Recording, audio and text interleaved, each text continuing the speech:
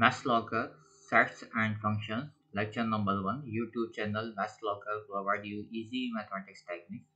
My WhatsApp number, my email address. Bismillahirrahmanirrahim. Sets and Functions, covered in 20 lectures. Covered class, metric, first year and entry test for admissions. Topics. Number 1 set, number 2 history, number 3 applications. Set. In mathematics, a set is a collection of distinct objects. The word distinct is important. Set जो होता है वो collection होता है मुख्तलिफ चीज़ों का. Set is representing by Venn diagram.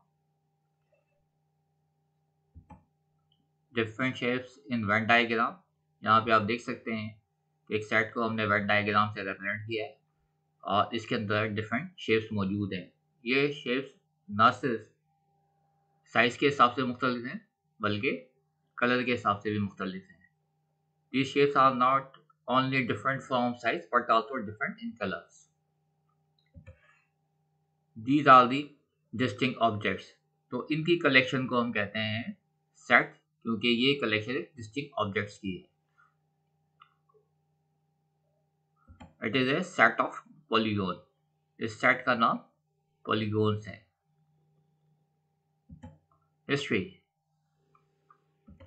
Developed by German mathematician George Cantor in the end of the 19th century. Applications. Number 1. One of the main applications of set theory is constructing relations. सबसे ज़्यादा जो important set की application है वो relations बनाना है. A relation from a domain set A to a codomain set B is a subset of the cardinal plot A cross B. अभी जो relations बनाई जाती हैं ये दरअसल सबसेट होती हैं cardinal plot A cross B के. Number 2. Second application of set theory is counting. Counting problem में भी हम सेट थ्योरी को इस्तेमाल करते हैं. नंबर 3.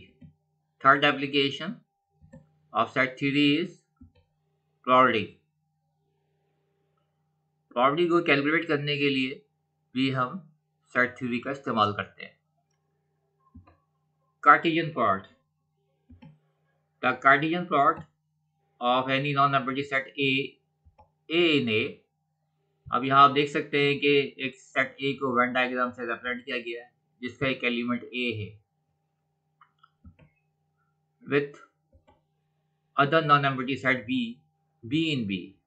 और आप देख सकते हैं कि एक और सेट को वेन डायग्राम से रिप्रेजेंट किया गया है जिसका नाम बी रखा गया है. उसके अंदर एक एलिमेंट बी मौजूद है. Is the set of all order pairs A comma B. जब आप सेट ए के एलिमेंट ए को सेट बी के एलिमेंट बी से एसोसिएट करते हैं, जोड़ते हैं, तो इस जोड़ने को आप ऑर्डर पेयर की फॉर्म में लिखते हैं. Order pair A comma B.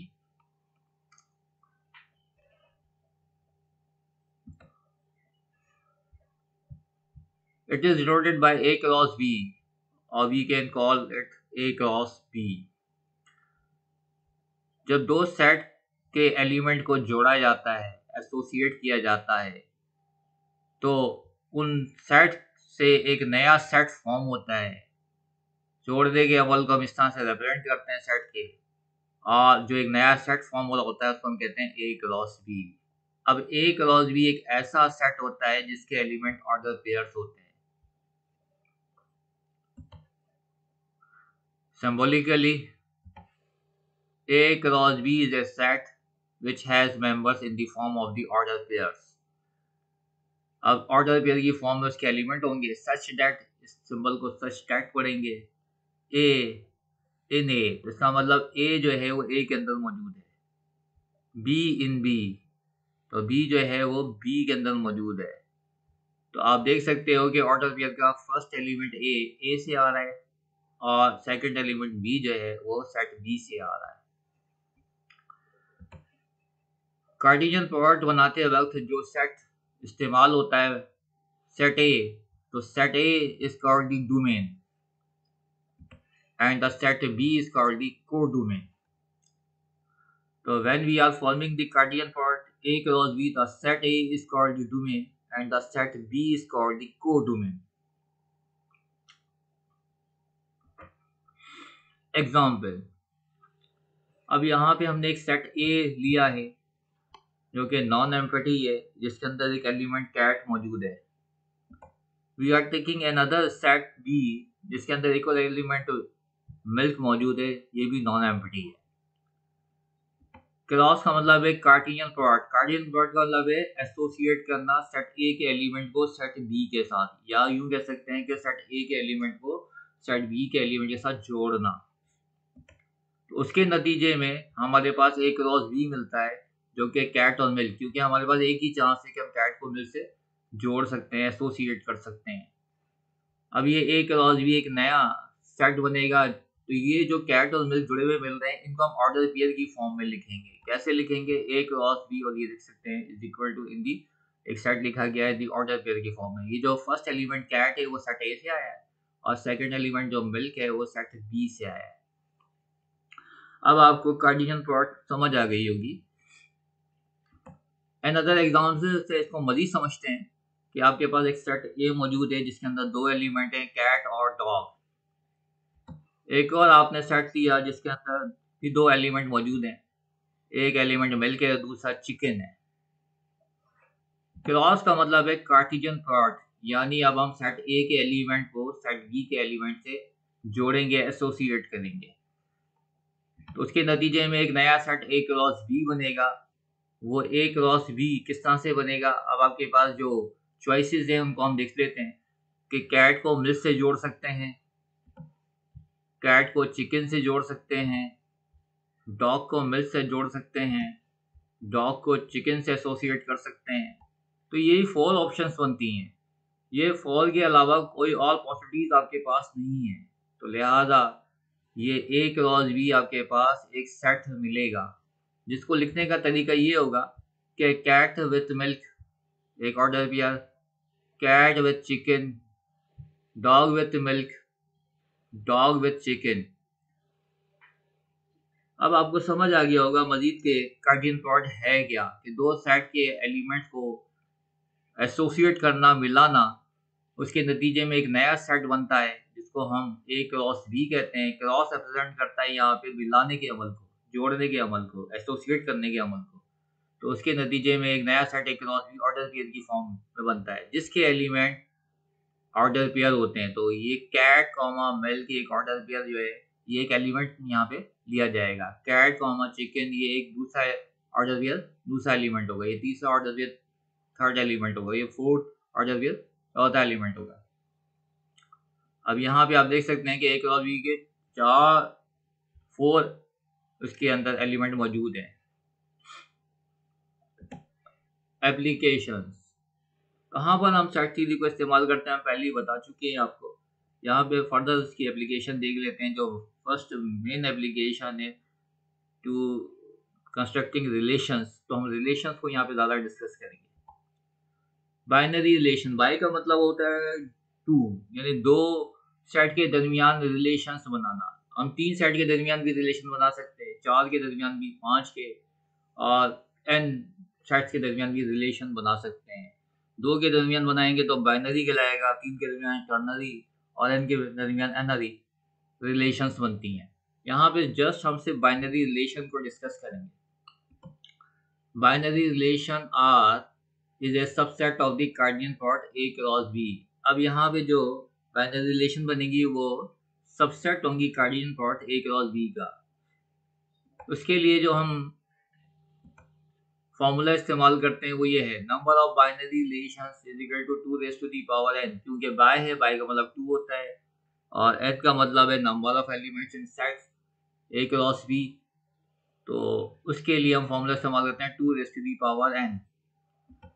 ये जो एग्जांपल हम देख चुके हैं कार्टेशियन प्रोडक्ट की, ए क्रॉस बी, जिसमें हमने सेट ए के एलिमेंट को सेट बी के एलिमेंट से जोड़ा था, एसोसिएट किया था, तो हमारे पास ए क्रॉस बी कैट और मिल्क मिला था. अब ये एक एलिमेंट है, तो इस फॉर्मूले को यूज करेंगे तो नंबर ऑफ एलिमेंट कितने हो गए यहाँ पे वन मेंबर इन कार्डियन पार्ट, तो 2 raised to the power 1, तो n की वैल्यू यहाँ पे 1 हो गई। तो जब आप सॉल्व करोगे तो 2 मिलेगा पॉसिबल बाइनरी रिलेशन, तो 2 पॉसिबल बाइनरी रिलेशंस बनेंगी। यानी कार्टेशियन प्रोडक्ट के अंदर जो आपके एलिमेंट होता है उसको आप 2 की पावर टेक करते हैं, जिसके नतीजे में आपको पॉसिबल बाइनरी रिलेशंस मिलती हैं। तो यहाँ पे आपके पास 2 पॉसिबल बाइनरी रिलेशंस हैं, वो क्या हैं? Number first, R1। R1 binary relation का मतलब है सेट ए और सेट बी आपने टेक किया, इनके दरमियान कोई रिलेशन कायम नहीं किया आपने, यानी सेट ए के एलिमेंट को सेट बी के एलिमेंट से नहीं जोड़ा अभी आपने, तो ये रिलेशन को कहा R1। R1 का मतलब है कि सेट ए के एलिमेंट कैट को सेट बी के एलिमेंट मिल से अभी तक आपने एसोसिएट नहीं किया, तो इसका मतलब नो एसोसिएशन, तो इसका मतलब फाई, तो इसको हम कहेंगे हम नो रिलेशन। ये फर्स्ट बाइनरी रिलेशन कहलाएगी। R2 सेकंड बाइनरी रिलेशन का मतलब है सेट ए के एलिमेंट कैट को सेट बी के एलिमेंट मिल से हमने एसोसिएट कर दिया। ये R2 से इसको रिप्रेजेंट करेंगे इस एसोसिएशन को, और इस तरह से लिखेंगे कैट मिल से एसोसिएट हो गया तो एक ही ऑर्डर पेयर मिलेगा, तो सेकंड बाइनरी रिलेशन। मजीद इसको समझते हैं कि कार्डियन प्रोडक्ट अभी हम देख चुके हैं पहले कि ए क्रॉस बी के अंदर 4 एलिमेंट थे। ये जो आपने देखा था कि सेट ए के 2 एलिमेंट को सेट बी के 2 एलिमेंट से एसोसिएट किया था, तो 4 एलिमेंट आए थे कार्डियन प्रोडक्ट के अंदर। अब यहाँ पे 4 एलिमेंट है तो n 4 हो गया। 4 members in Cartesian plot 2 raised to the power 4 equal to 16 possible binary relations। यहाँ पे 16 बाइनरी रिलेशंस आपके पास बनेगी।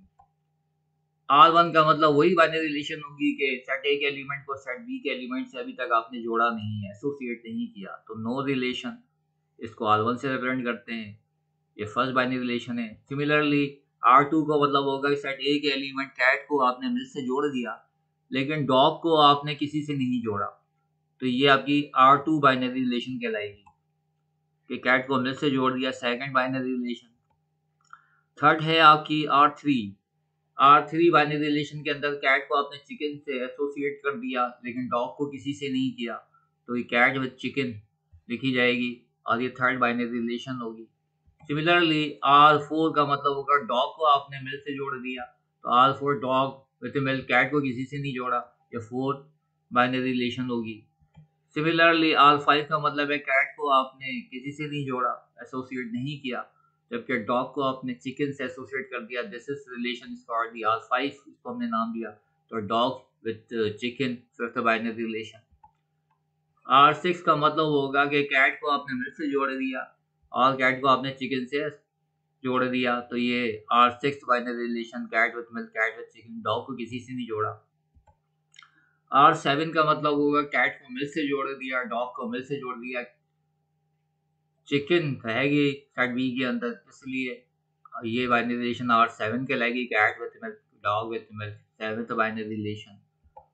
R8 बाइनरी रिलेशन आपने जो बनाई वो कैट को मिल्क से जोड़ दिया, डॉग को चिकन से जोड़ दिया, इसको कहा आपने R8 eighth binary relation, cat with milk, dog with chicken. R9 binary relation बनाई, कैट को आपने चिकन से जोड़ दिया और डॉग को आपने मिल्क से जोड़ दिया, R9 बाइनरी रिलेशन कहलाएगी, ये cat with chicken, dog with milk.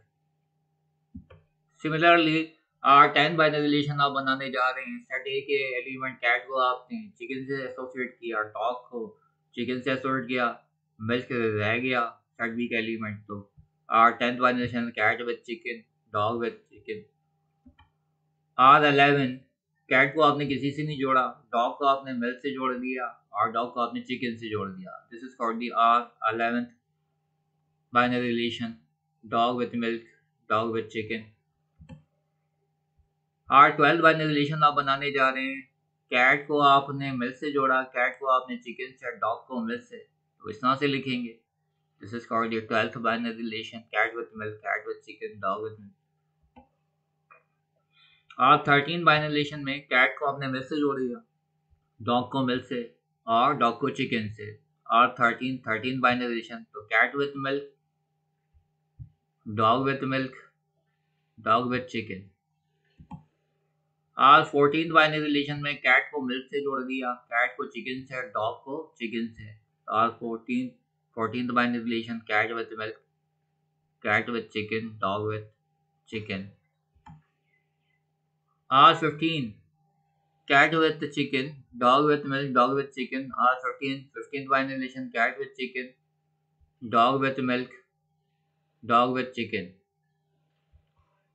And the last R16th binary relation is that A element cat associate with milk with the chicken. How can we write cat with milk, cat with chicken, dog with milk or dog with chicken? This is called the 16th binary relations. ये आपके पास 16 binary relations बनती हैं, इसके अलावा और कोई possibility नहीं बनती। तो these binary relations are the applications of the set. And